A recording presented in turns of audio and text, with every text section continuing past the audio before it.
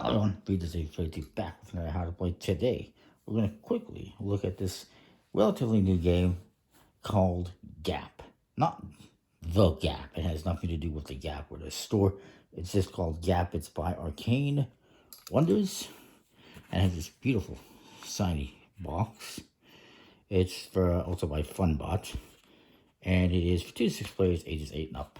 It takes about 10 minutes to play. The cards, at least the back design, not very impressive. It's just a smooth plastic coated finish with a very squared corners. They're not round at all, like most decks. Very slight rounding. But the faces are very shiny and foily as well. You have cards numbered 1 through 9. 0 through 9, sorry. In purple, gold, or yellow, blue, and red, and green. 5 colors. 60 cards. You'll be using all cards if you're doing 4 to 6 players. If you're doing 2 players, you're going to remove 20 cards, that being any 2 colors, so gold and green if you want, or whatever. And if you're doing 3 players, you're going to remove any 1 color, so maybe you'll just take out gold ones if you want. Each player will be getting a hand of cards dealt out to them.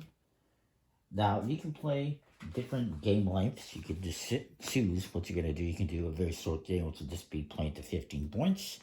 A long game, which could be up to 70 points. A medium game, which would be 30 points, or any other length you want. You can play up until 300 points if you really want. I wouldn't recommend it, but you could. So, you're going to deal out 6 cards per player if you're doing 2 to 4 players. 5 cards if you're doing 5 or 6 players. Let's just quickly hand out that.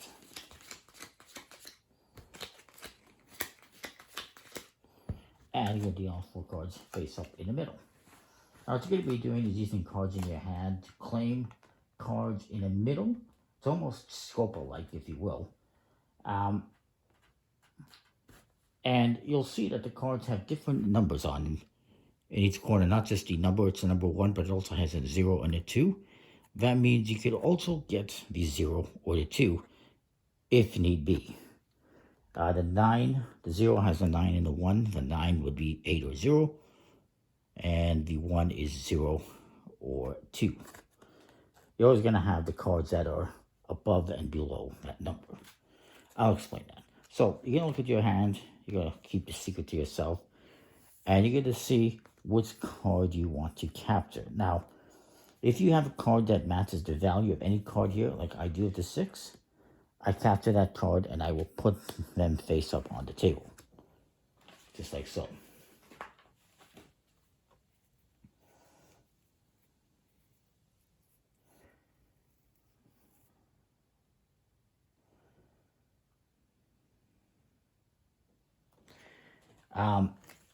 And that'll be my turn. Let me just see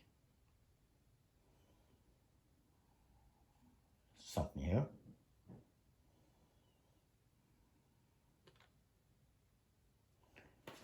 I just trying to figure out if you draw back up. I believe you do.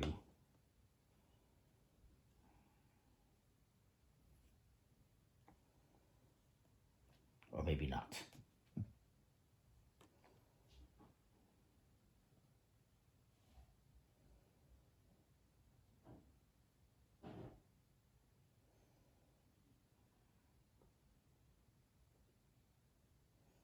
No, you do not draw any cards.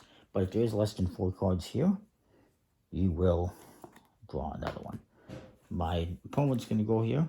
They're going to play this 0, and they're going to capture both zeros. You're going to capture whatever cards there are of that number, if any. And then you draw back up. You go around the table like this. You're going to be collecting cards in each of the different colors, or whatever different colors you want. So this player looks at this. They say, okay, there's a 7. So they're going to capture that. Next player is going to go. Now, they have a 1, they have 0, but let's say they don't have a 1. We'll just pretend they don't have a 1. They could go to the next card that is adjacent. They could either take, for 0, they could take a 1 or a 9. There's no 9, so they would take the 1. You can do that as well. if you don't have a card that matches that number. Technically, they did to 1. Then it comes back to me. Go around the table. So again, you're going to look at cards that are the same number. Like I could take the 3 or the 6, or that are adjacent in color. Maybe I'll take this 3, and then I have 2 green and 2 purple. You keep going around the table like this until you've played out all the cards in your hand and collected. In this case, there's no 9, there's no 0. What's he going to capture?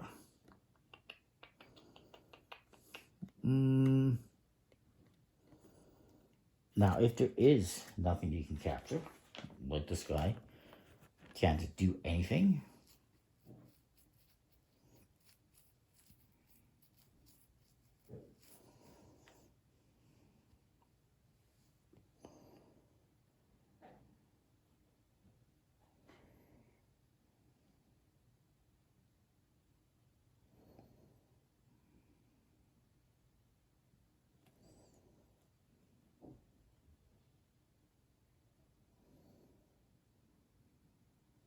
So, if there is no cards that you can't play, you can't pick up, it was this guy's turn. There's no cards that he can pick up. There's no 2s.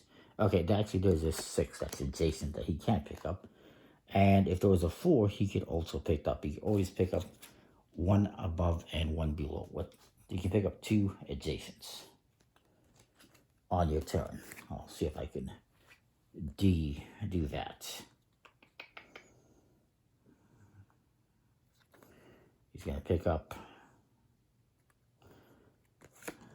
this. This guy's going to go. I apologize if I'm in a weird position here. I'll draw him back up. So, yeah, I'll do that. You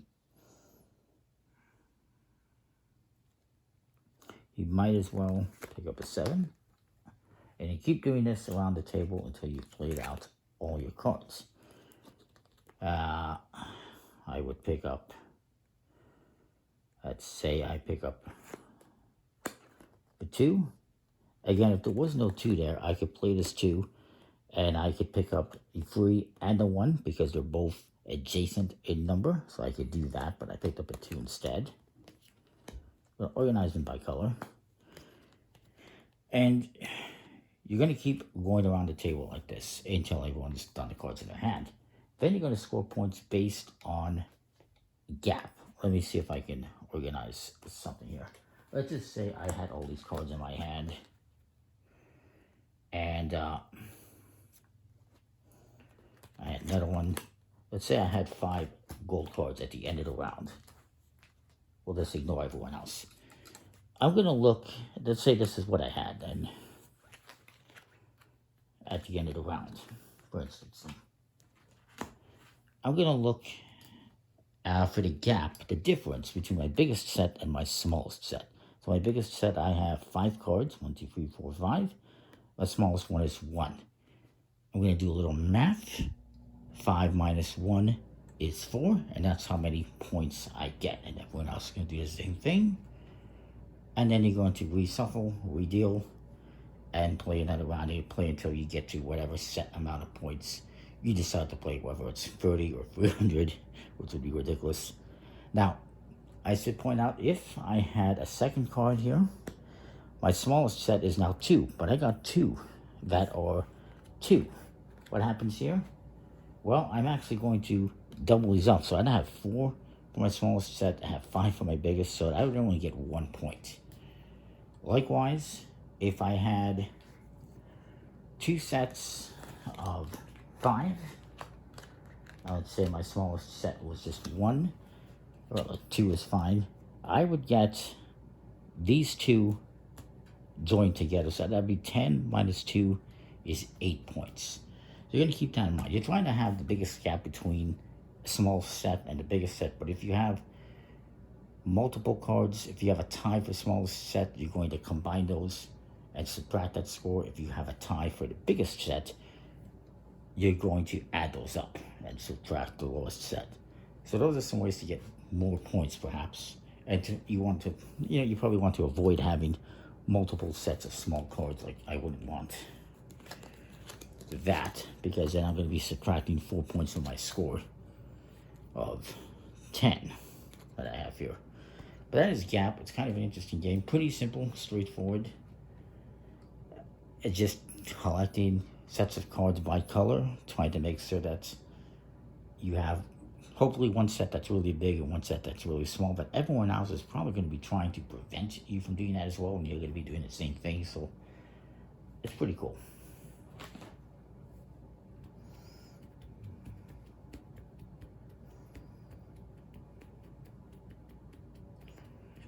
So yeah, you're going to have a positive score and a negative score.